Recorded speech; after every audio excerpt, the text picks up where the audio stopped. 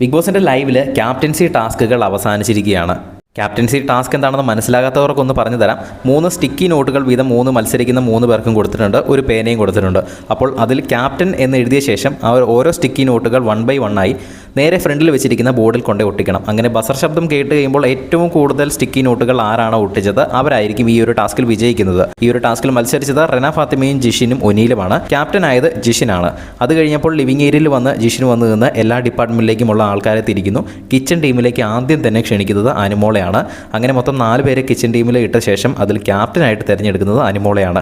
അനുമോളെ already kitchen ടീമിലേക്ക് select ചെയ്തപ്പോൾ തന്നെ അവിടെ ഇരിക്കുന്ന കുറച്ച് ആൾക്കാർക്ക് ഇഷ്ടപ്പെട്ടില്ല. ക്യാപ്റ്റനും കൂടെ ആക്കി കഴിഞ്ഞപ്പോൾ അത് പ്രത്യേകിച്ച് പിന്നെ പറയേണ്ട കാര്യമില്ലല്ലോ. മാത്രമല്ല ഫ്രഷ് ജിഷിൻ അനുവിൻ്റെ അടുത്ത് കുറച്ച് കാര്യങ്ങൾ പറഞ്ഞു കൊടുക്കുന്നുണ്ട്.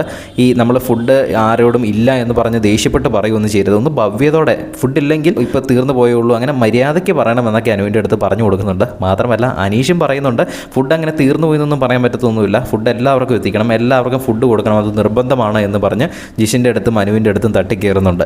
എന്തായാലും ലൈവിൽ ഇപ്പോൾ ജിഷിൻ ക്യാപ്റ്റനായ ശേഷം എല്ലാ ഡിപ്പാർട്ട്മെൻറ്റിലേക്കും ആളെ സെലക്ട് ചെയ്തുകൊണ്ടിരിക്കുകയാണ്. കൂടുതൽ ലൈവ് അപ്ഡേറ്റ്സുമായി വീണ്ടും വരാം.